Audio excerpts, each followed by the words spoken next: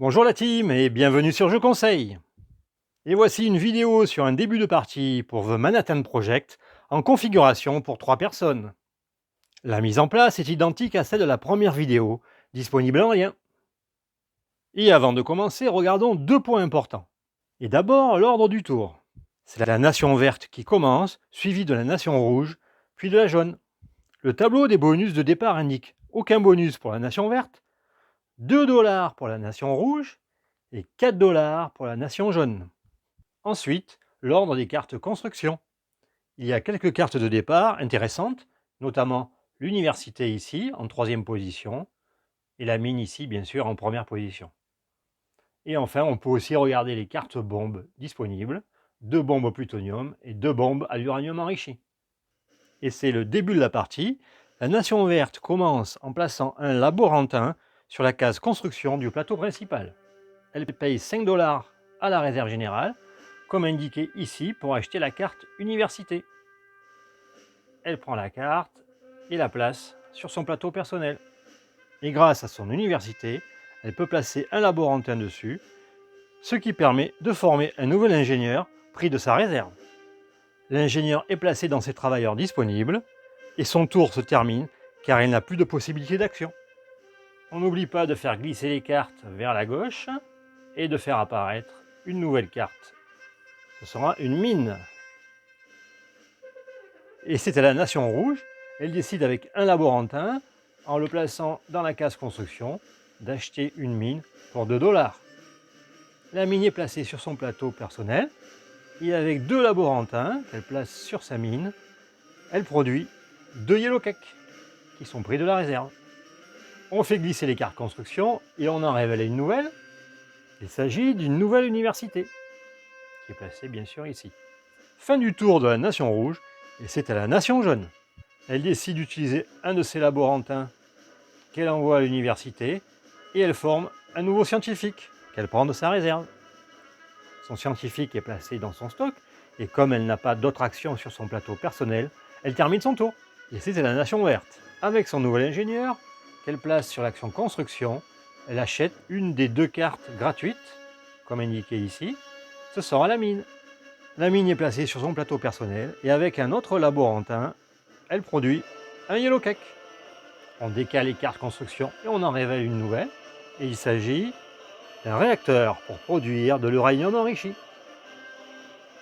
Et c'est à la nation rouge, et avec son dernier laborantin, elle envoie à l'université et elle récupère 3 laborantins de type contractuel, ce qu'on appelle aussi intérimaire. Les 3 laborantins intérimaires sont placés dans son stock et elle termine son tour car elle n'a plus d'action possible. C'est à la nation jaune, et avec un de ses laborantins qu'elle place sur l'action construction, et en payant 2 $, elle récupère la carte Factory, ici. Je rappelle que si une nation construit la carte la plus à gauche, comme ici, elle récupère le montant intégral de la pile de corruption et l'ajoute à sa réserve, actuellement 0 $. La carte est placée ensuite sur son plateau personnel, et elle utilise un de ses laborantins pour gagner soit un point de bombardier, soit 2 $. Elle décide de gagner 2 $. On fait glisser les cartes, on en révèle une nouvelle. Il s'agit de la carte Factory, qui permet de gagner 3 $ ou de gagner 3 points de chasseur. Le tour de la nation jaune est terminé, et c'est à la nation verte. Et avec son dernier laborantin, elle décide de le placer sur l'action mine du plateau principal, ici. Elle gagne 3 yellow cakes, mais les autres nations gagnent un yellow cake. Et son tour est terminé, c'est à la nation rouge.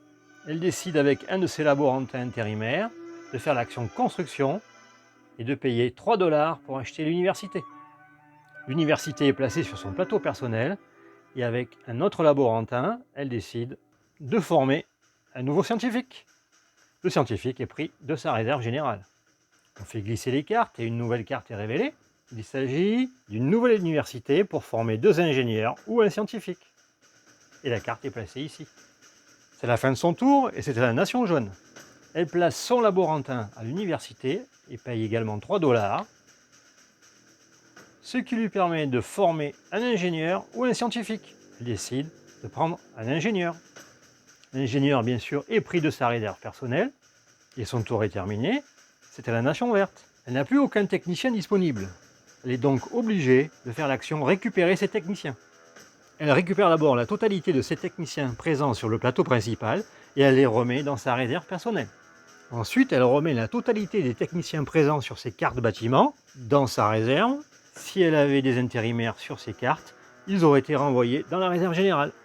Et enfin, elle remet dans la réserve générale la totalité des contractuels présents sur le plateau principal et éventuellement dans sa réserve personnelle. Ici, uniquement celui-ci. Et son tour est terminé. C'est à la Nation Rouge. Avec son laborantin contractuel, elle recrute un nouvel espion pour 3 $.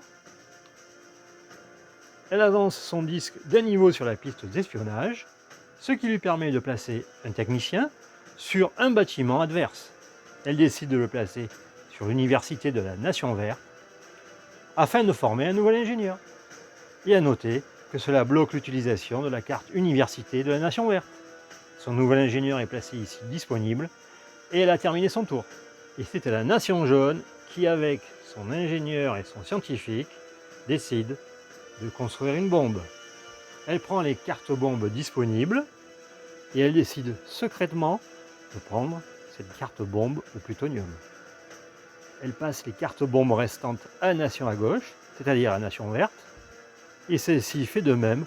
Secrètement, elle choisit une des 3 cartes. Ce sera cette bombe à l'uranium enrichi. Les 2 cartes restantes sont passées à la Nation Rouge. Elle prend secrètement une des 2 bombes. Ce sera à l'uranium enrichi. Et la dernière carte revient toujours à la nation qui a déclenché l'action de fabrication d'une bombe, ce qui lui permet de toujours avoir 2 cartes. Et voilà, ce sera tout pour ce début de partie du jeu The Manhattan Project. J'espère que vous avez pu comprendre le fonctionnement général du jeu. Et comme vous pouvez le voir, le développement de chaque nation est en cours, avec des cartes construction, de nouveaux techniciens, et plus la partie avance, plus le développement est important. Et pour terminer, voyons quelques options pour la suite de la partie. La Nation Verte a besoin d'un scientifique pour construire sa bombe à uranium enrichi. Elle va devoir soit récupérer la carte université, ce qui lui permettra de former un scientifique ou un ingénieur. La Nation Rouge a déjà un scientifique. Il lui faut donc 3 uraniums enrichis pour construire cette bombe. Elle pourra produire cet uranium enrichi soit sur cette action du plateau principal, soit en achetant cette carte qui permet de produire 2 uraniums enrichis. Et enfin, la Nation Jaune a 2 cartes bombes plutonium. Il serait intéressant de tester cette bombe après l'avoir construite, ce qui lui permettra de gagner 8 points de victoire, mais de perdre la carte. Par contre, après, toutes les cartes aux bombes plutonium auront la meilleure valeur en points de victoire. Allez, merci d'avoir suivi cette vidéo, et à très bientôt sur Je Conseille.